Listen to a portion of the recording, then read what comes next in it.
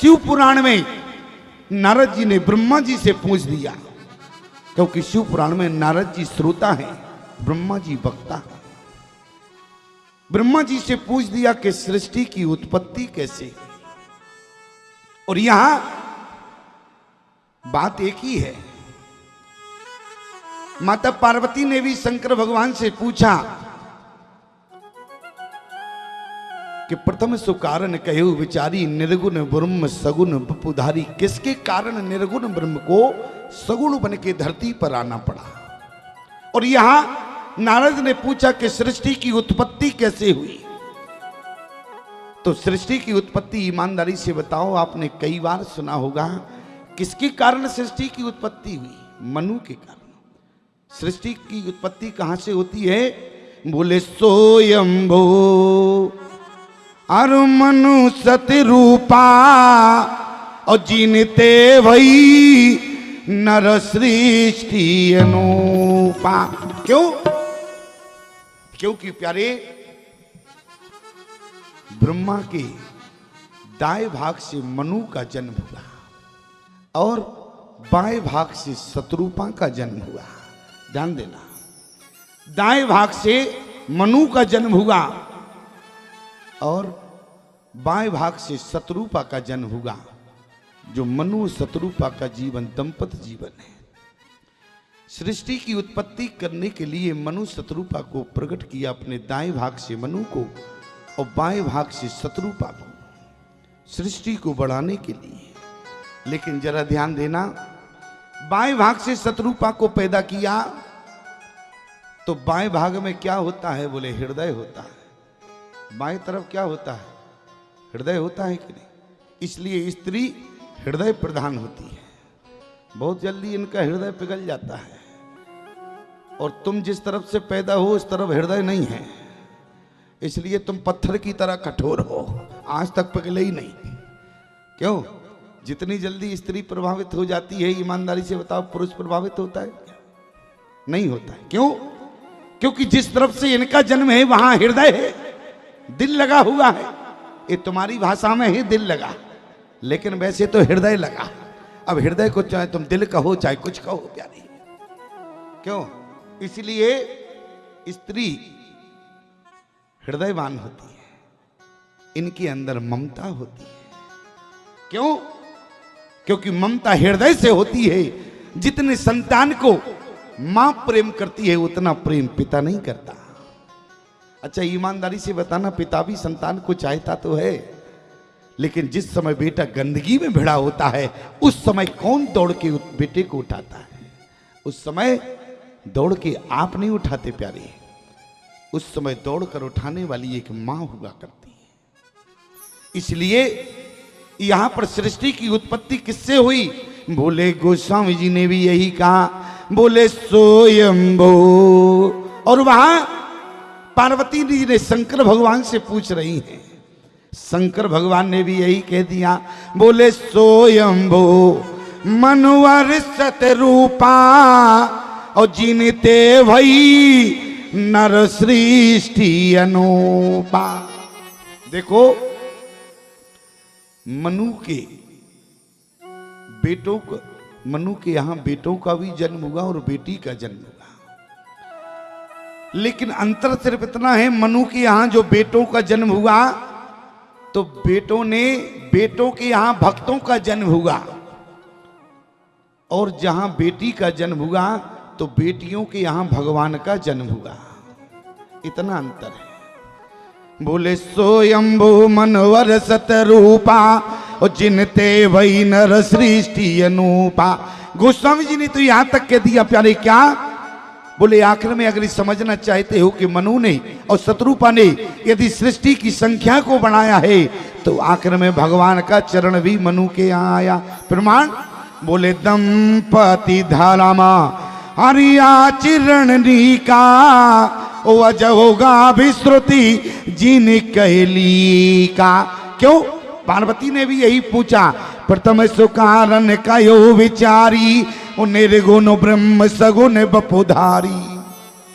निर्गुण ब्रह्म को सगुण बन के बोले मनु ने प्रकट कर दिया। मनु जी का जीवन काल गोस्वामी जी ने भी वर्णन किया है। बोले नृपोत्तान पाद सुत तासु दुर्व हरि भगत भई सुत जासु और लघु सुत तास।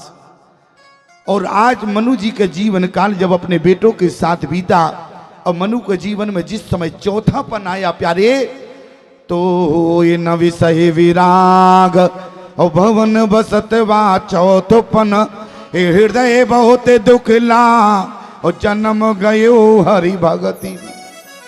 मनु जी ने विचार किया कि हमारा जीवन बिना भक्ति के चला गया, और जब बिना भक्ति के मनु का जीवन गया, मनु जी एकांत में रोने लगे। याद रखना प्यारे, भगवान किसके यहां सगुण साकार बन के आते हैं? तो गोस्वामी जी ने चैलेंज से कहा है, बोले दंपति धर्म आचरण नीका। दंपति माने पति पत्नी। भगवान का चरण कहां आता है? बोले जिन दंपति का आचरण अच्छा होता है। तो हम कैसे समझे कि किस दंपति का आचरण अच्छा है? तो याद रखना प्यारे, एक पक्ष की बात नहीं, दोनों पक्षों की बात है। बोले दंपति धारामा आचरण नीका। यदि पत्नी का आचरण कैसा हो, बोले पति का आचरण कैसा हो, तो उनके घर में परमात्मा का चरण आएगा। तो ध्यान देना, बोले पत्नी का आचरण अपने पति के अनुकूल हो, पत्नी का आचरण अपने पति के अनुकूल हो, तो उनके यहां परमात्मा का चरण आता है। तो ईमानदारी से बताओ, कौशल्या का आचरण कैसा है? बोले कौशल्यादि नार प्रिय, अरे सब आचरण पुनीत और पति अनुकूल। क्या है? अनुकूलता है कि नहीं? पत्नी अपने पति के अनुकूल होवे। अनुकूल का मतलब समझती हूं आप लोग क्या है? अनुकूल का मतलब होता है पत्नी के आचरण को देखकर पति का मन प्रसन्न हो जावे, तो समझ लेना कि पत्नी अपने आचरण के अनुकूल है, अपने पति के अनुकूल है। पत्नी के आचरण को देखकर पति प्रसन्न हो जावे। अच्छा, तो माताएं कहती हैं स्वामी जी ये बताओ, जितने नियम हैं सब हमारे लिए हैं, इनके लिए कोई नियम नहीं है। क्यों? बोले पत्नी के आचरण को देखकर पति प्रसन्न होवे। हमारा आचरण कैसा हो? हमारा पूरा जीवन चार दीवाली के अंदर रहे और हमारे लिए बाहर आने जाने में प्रतिबंध है, और इनके लिए ये चाहे रात को 11 बजे आवे, चाहे 2 बजे आवे, और वो भी झूम कर चले आ रहे हैं। अच्छा, ईमानदारी से बताओ, ये माताएं विचार कर रही होंगी कि नहीं? हमारा आचरण को देखकर पति प्रसन्न हो और इनका आचरण, तो याद रखना प्यारे, एक पक्ष की बात नहीं करेंगे, हम दोनों पक्षों की बात। बोले पत्नी का आचरण कैसा हो? बोले पत्नी अपने पति के अनुकूल हो, और बोले पति का आचरण कैसा होना चाहिए? तब हमारा धर्म शास्त्र कहता है पत्नी पति के अनुकूल हो और पति जो है वो धर्म के अनुकूल हो प्यारे, तो परमात्मा का चरण उनके यहाँ आएगा। बोले धर्म के अनुकूल पति को होना पड़ता है। बोले कौशल्या का जीवन कैसा है? बोले कौशल्यादि नार प्रिय, अरे सब आचरण पुनीत और पति अनुकूल प्रेम दृढ़ हरिपद कमल विनीत। और राजा दशरथ का जीवन कैसा है? धर्म धुरंधर गुण निधि ज्ञानी, धर्म धुरंधर गुण निधि ज्ञानी, हृदय भगति मति सा रंग पानी, हृदय भगति मति कारंग पानी, हृदय भगति मति सारंग पानी, हृदय भगति मति सारंग पानी। पत्नी का आचरण अपने पति के अनुकूल हो, पति का आचरण धर्म के अनुकूल हो, तो उनके यहाँ परमात्मा का चरण आता है। परमात्मा की तरह उनके यहाँ बेटा पैदा होता है प्यारे, यदि दंपति का आचरण अच्छा हो। बोले कैसे? बोले दंपति धारामा, अरे आचरण नीका, ओ अजो गाव श्रुति जी ने कहली का। बोले दंपति का आचरण अच्छा होना चाहिए। और यहां पर प्यारे मनु जी का जीवन, एक दिन मनु ने विचार किया कि हमारा चौथापन लग गया, लेकिन जन्म गयु हरि भक्ति बिन। और वहां एक दिन मनु ने एकांत में रोना प्रारंभ किया। शत्रुपा दौड़ कर गई, बोली नाथ आपके रोने का कारण क्या है? शत्रुपा ने जब पूछा तो मनु ने कहा कि शत्रुपा हमारा जन्म जो है मानव जन्म हुआ, लेकिन पूरा जन जीवन हमारा सृष्टि बढ़ाने में चला गया, लेकिन भगवान का भजन नहीं हुआ। धरती पर आकर सृष्टि को बढ़ाना ये मानव का धर्म नहीं है। धरती पर आके भक्ति को प्राप्त करना, भगवान का भजन करना, यही मानव का धर्म है। इसलिए जन्म गई हरि भगत बिन। और वहां शत्रुपा ने कहा कि नाथ अब रोने की आवश्यकता नहीं है, कोई बात नहीं, जब जागे तभी सवेरा, आप चाहो तो अभी भी भगवान का भजन कर सकते हो। यहां मनु की तपस्या ने राम जी को जन्म दिया, ध्यान से सुनना। और एक आता है सत्यकेत, और सत्यकेत की तपस्या ने राक्षस रावण को जन्म दिया। कारण बोले मनु जी जिस समय जंगल में भजन करने के लिए गए तो उसी समय प्यारे मनु जी के जीवन में क्या हुआ? मनु ने कहा कि देखो, बोले जंगल में भजन करने जाएंगे शत्रुपा, पहले हम अपनी संतान को राज्य देंगे। शत्रुपा ने कहा कि कोई बात नहीं नाथ, राज्य देना चाहते हो तो बेटों को बुलाते हैं। बेटों को बुलाया गया, बेटे से कहा कि बेटा तुम राज्य ले लो। बेटा ने कहा कि पिताजी राज के अधिकारी तो आप हैं, जब तक पिता जिंदा होता है तब तक बेटा राज का अधिकारी नहीं होता। इसलिए याद रखना प्यारे, अनुकूल संतान क्या है? बोले पिता जब तक जिंदा होता है तो बेटा चाहता है कि घर की मालिकी पिता के हाथ में रहे, लेकिन जो बेटा पिता के अनुकूल नहीं होता है वो यही चाहता है कि कब बाप हमें राज्य दे और कब घर की चाबी दे और कब हम छक्का पंजा करके जुआ में सब मिटा दे। ये बेटा अनुकूल है क्या? मनु के बेटे ने कहा कि पिताजी मैं राज्य लेना नहीं चाहता। प्रमाण, मनु ने राज्य जबरदस्ती दिया, और जब दोनों के बीच में जबरदस्ती हुई तो इसलिए बरबस शब्द आया। बरबस कहते हैं जबरदस्ती, इसलिए बरबस राज हरि सुतई तब दीना और नारी समेत। ध्यान देना प्यारे, दोनों की तपस्या में अंतर क्या हो गया? बोले सत्यकेत ने भी अपने बेटे को बुलाया, पत्नी दौड़ कर आई और सत्यकेत ने कहा कि मैं भी जंगल में भजन करने जाना चाहता हूं।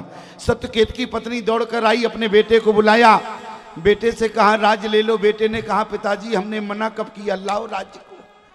आप कहें ऐसा कहां लिखा है? अगर दोनों के बीच में जबरदस्ती हुई होगी थी तो बरबस शब्द लिखा होता। क्या लिखा? बोले जेठे सोते। जिन्होंने मानस को पढ़ा होगा गंभीरता क्या है? बोले जेठे सोते राज तब दीना ओ हरियत आप गबन बन कीना। क्या हुआ? बोले सत्यकेत यदि तप करने गया तो सत्यकेत के जीवन में पत्नी का साथ नहीं था। अरे जब 7 भावर पढ़ के पत्नी साथ आई है तो 7 का मतलब समझते हो क्या होता है? अरे पत्नी की जब 7 भावर पति के साथ पढ़ती है तो मतलब होता है, पत्नी कहती है अपने पति से कि हमारा तुम्हारा रिश्ता 1 जन्म का नहीं है बल्कि 7 जन्म का रिश्ता है। और याद रखना प्यारे, और आज सत्यकेत की पत्नी ने कहा कि आपको जंगल में जाना तो आप भजन करने जाएं, इसलिए जेठे सुतई राज निपदीना हरियत आप गमन बन कीना। पत्नी का साथ रहा, लेकिन पत्नी अपने बच्चों के साथ परिवार में बनी रही, इसलिए वहां राक्षस रावण का जन्म हो गया। पति जिस स्थिति में हो पत्नी का साथ रहना जरूरी होता है। जरा 2 मिनट की बात है, ध्यान से सुनना प्यारे। इनको बंद कराओ, जरा ध्यान से सुनना। मैं केवल आपसे निवेदन करूंगा, अच्छा ईमानदारी से बताओ, जिस समय राम जी को 14 वर्ष का वनवास हुआ तो क्या कौशल्या नहीं चाहती कि राम जी के साथ 14 वर्ष जा सकती थी कि नहीं जा सकती थी? लेकिन कौशल्या गई क्या? क्या देखा? बोले धर्म सने। धर्म क्या कहता है? धर्म हमारा क्या कहता है प्यारे? हमारा धर्म शास्त्र क्या कहता है? इस पर विचार करना चाहिए।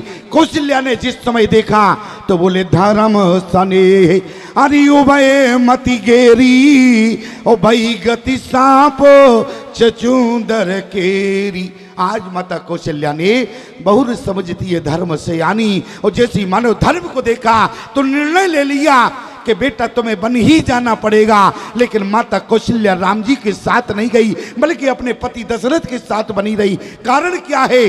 कौशल्या ने कहा मेरा विवाह तो दशरथ के साथ हुआ है और मैंने जीने मरने की सौगंध तो अपने पति के साथ खाई है, और आज यदि पत्नी अपने बच्चों के साथ चली जावे तो यहाँ धर्म बिगड़ जाता है। और ध्यान देना, और जहाँ पति पत्नी के जीवन में धर्म बिगड़ जाता है वहाँ अधर्म का जन्म हो जाता है, और जहाँ धर्म बना रहता है वहाँ धर्मात्मा का जन्म होता है। और आज जरा ध्यान से सुनना प्यारी, सत्यकेत जिस समय तपस्या करने के लिए गया तो बोले जेठे सोतए। देखो मैं इसलिए सुना रहा हूं आपको कि जरा ध्यान से सुनना। आज मैं देखता हूं प्यारे घर घर में यही समस्या है, इसलिए हमारी बात पर जरा विचार करना। यदि पति पत्नी का आचरण अच्छा होता है इसलिए कथाएं जरूरी होती हैं। क्यों? बोले धर्म सने उभय मति घेरी। माता कौशल्या ने धर्म को देखा तो धर्म क्या कहता है?